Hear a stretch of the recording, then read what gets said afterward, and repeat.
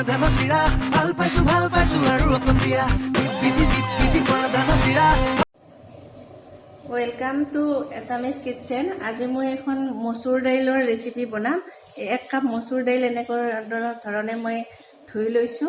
এতিয়া মই ইয়াত এইখিনি সিজিব দিম, পানী দি দিম মচুৰ দাইলখিনিত। এনেদৰে সিজিব দিছো আৰু মই এইবাৰ ইয়াৰ কাৰণে ফুলকবি এটাৰ এফাল কাটি লৈ দিছো মই এনেকুৱা ধৰণে। এইখিনি মই ইয়াত অলপ সময় উতলিব দিম, ইয়াৰ মানে বেয়া কিবা থাকিলে ওলাই যাব, গতিকে এটামান উতাল আহিলে মই এইখিনি নমাই ৰাখিম যাতে ইয়াৰ সাৰ চাৰ দিয়া বজাৰৰ কবি যিহেতু, সেইকাৰণে মই অলপ সময় উতলিব দিছো। এইখিনি লৈছো আৰু মই কেইটামান মটৰ লৈছো, এটা বিলাহী কাটি লৈছো ডাঙৰ, পিঁয়াজ লৈছো এটা কাটি, আৰু কেঁচা ধনিয়াৰ পাত আৰু জলকীয়া লৈছো, আৰু আদা নহৰুৰ পেষ্ট দিম। বেছি বেলেগ মছলা মই ব্যৱহাৰ নকৰোঁ, আমি বেছি মছলা নাখাওঁ, গতিকে এইখিনি মই বনাওঁ। চাওকচোন, এইখিনি মই দাইলখিনি উতলিব দিছোঁ আৰু ইয়াৰ বাবে মই কেপচিকাম দুটা এনেধৰণে ইয়াত কাটি ল'ম। এইখিনি গুচাই দিছোঁ, মাজৰ গুটিবিলাক মই পেলাই দিছোঁ।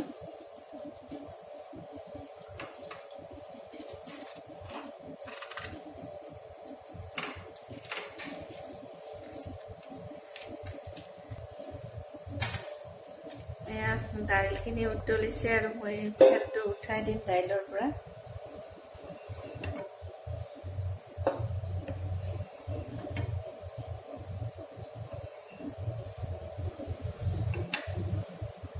এতিয়া মই নিমখ দি দিম। ইয়াত নিমখ দিলে দাইলখিনি সোনকালে সিজি যায়।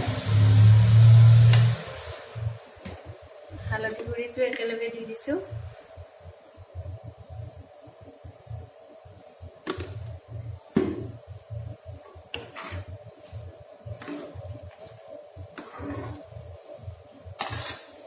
এফালে মই কবিখিনি উতলিব দিছিলোঁ এনেধৰণে। এটা উতল আহিছে, উতলিছে মানে এবাৰ উতলিলে হ'ব। এইখিনি বেছি সিজিব নিদিওঁ, ইয়াৰ বেয়া ভাপখিনি যাব দিছোঁ।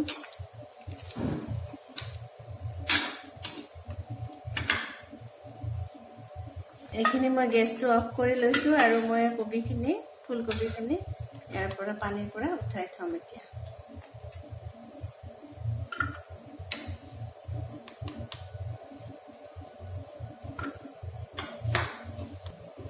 দাইলখিনি মই এইটো কেৰাহী আনি ইয়াতে অকণমান গৰম পানী দি দিছোঁ, পানীখিনি কমি গৈছে।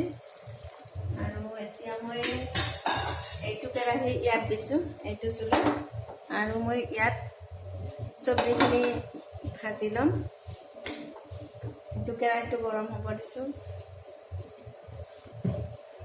এয়া দাইলখিনিত মই গেছটো কমাই দিছোঁ, জুইখিনি প্ৰায় দাইলখিনি সিজাৰ নিচিনা হৈছে, গতিকে দাইলৰ জুইটো কমাই থৈছোঁ। আৰু এইফালে মোৰ কেৰাহীখন গৰম হৈ গৈছে, ইয়াত মই মিঠাতেল দি দিছোঁ অলপ।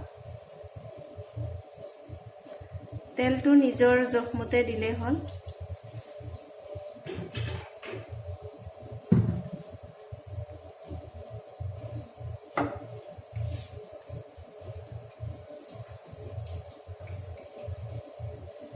এতিয়া মই শুকান জলকীয়া দুটা দি দিছোঁ ইয়াত।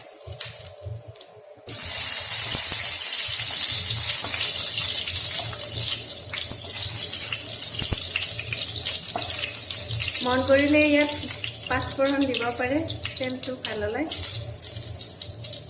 মই নিদিওঁ, মই ভাল নাপাওঁ। এইবাৰ মই ইয়াত পিঁয়াজখিনি দি দিছোঁ। এটা পিঁয়াজ মই এনেদৰে কাটি দিছোঁ।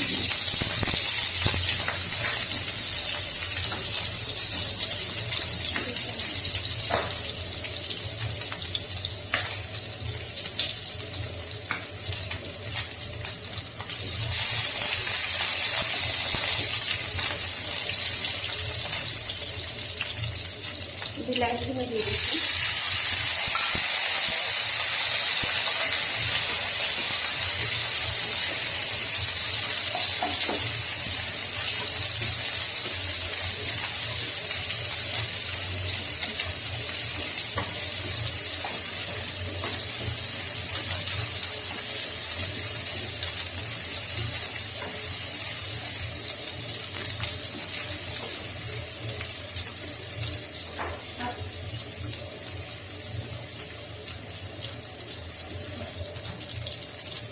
এতিয়া এইখিনি মই এখন প্লেটত উঠাই চাম অলপ সময়।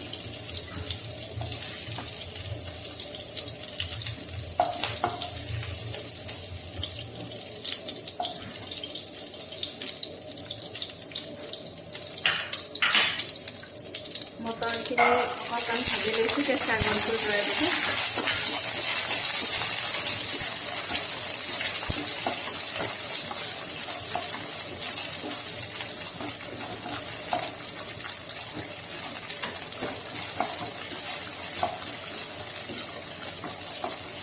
কেপচিকামখিনিও দি দিছোঁ।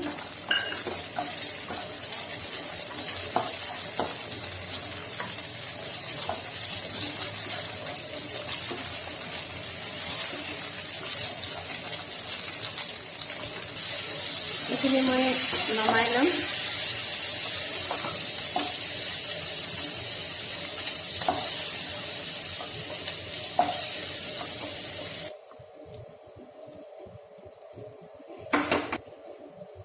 পুনৰ কেৰাহীখনত অকণমান মিঠাতেল দি দিছোঁ মই।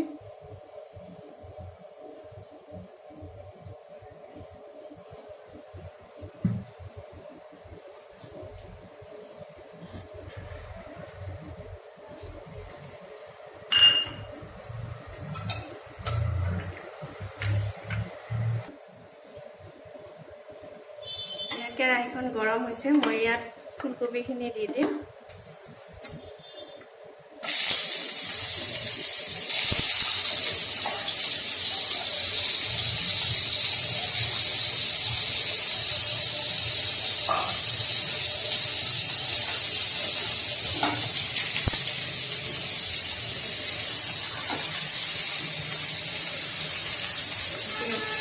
এইখিনি মই হালধি গুড়ি দি দিছোঁ অলপ।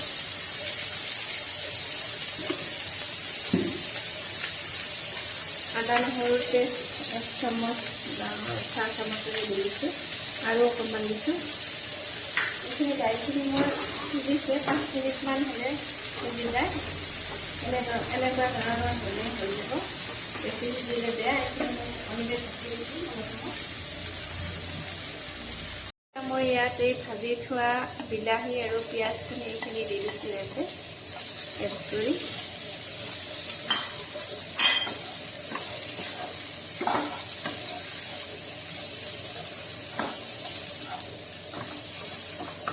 এবাৰ এইখিনি দিছোঁ, কেপচিকাম আৰু মটৰখিনিও দি দিছোঁ।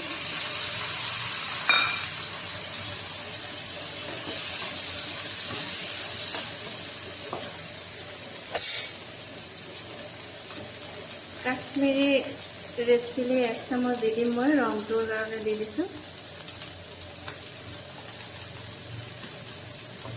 এতিয়া এইখিনি মই এনেদৰে 1 মিনিটমান সময় ভাজি ল'ম।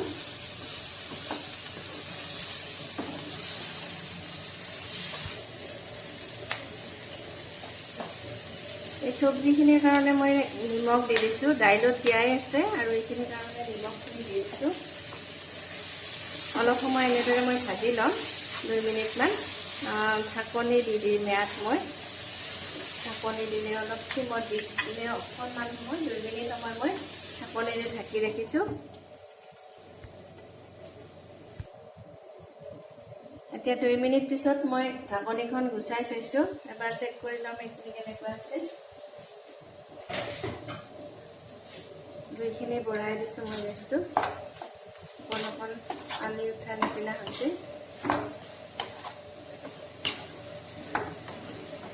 এতিয়া মই এই পানীখিনি ইয়াত কেৰাহীতে নোহোৱা হ'ব দিম আৰু তাৰপিছত মই দাইলখিনি ইয়াত মিহলাই দিম।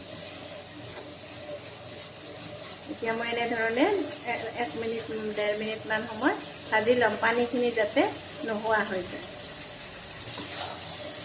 এয়া চব্জিখিনিৰ পৰা পানী এৰিছে। এতিয়া ইয়াত গৰম মছলা অলপ দি দিওঁ, কাৰণ ফুলকবি চেণ্ট থাকি যাব পাৰে। আদা নহৰু দিছোঁ মই, তথাপিও গৰম মছলা 1 চামুচ দি দিলোঁ। মিট মছলা কি কয় আপোনাৰ চব্জি মছলাও দিব পাৰে। আৰু জ্বলা বেছিকৈ খালে মানে জ্বলা হোৱা জলকীয়া গুড়ি দিব পাৰে। মই দিয়া নাই, ৰংটোৰ কাৰণে অকণমান ৰঙা জলকীয়াৰ গুড়ি দিছোঁ। এতিয়া মই ইয়াত দাইলখিনি মিলাই দিম।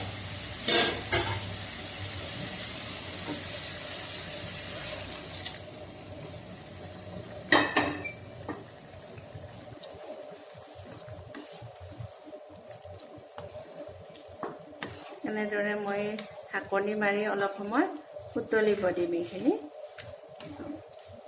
2 মিনিটমান সময় উতলিব দিম। ঢাকনিখন দি দিছোঁ মই এইবাৰ।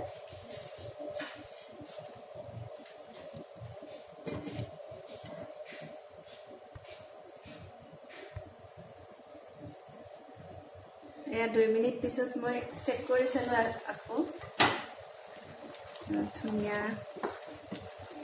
ৰং এটা উঠিছে, কবিবিলাক সিজি গৈছে। এতিয়া মই ইয়াত কেঁচা ধনিয়াৰ পাত দি দিম ওপৰত।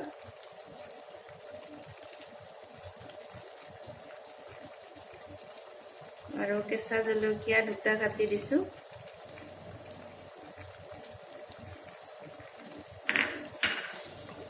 ঢাকনিৰে ঢাকি ৰাখিম 2 মিনিট সময়। 2 মিনিটমান পিছত এতিয়া মই গেছটো অফ কৰি দিম আৰু এইখিনি ঢাকনিৰে ঢাকি থ'ম। আৰু 2-3 মিনিটমান পিছত মই গুচাই পেলাই খাবৰ কাৰণে ৰেডি কৰিম। এতিয়া ভিডিঅ'টো বনালোঁ, কিন্তু কেনেকুৱা পালে আপোনালোকে কমেণ্ট দিলে ভাল পাম কমেণ্ট বক্সত। আৰু প্লিজ ছাবস্ক্ৰাইব কৰি দিব। এয়া মোৰ 3 মিনিটমান সময় পিছত মই এইখিনি ঢাকনিখন গুচাই দিছোঁ। ধুনীয়া চেণ্ট ওলাইছে। ধনিয়া আৰু কেঁচা জলকীয়াখিনি চেণ্টৰ বাবে মই ঢাকি ৰাখিছিলোঁ। এতিয়া এইখিনি মই ইয়াত নমাই ল'ম।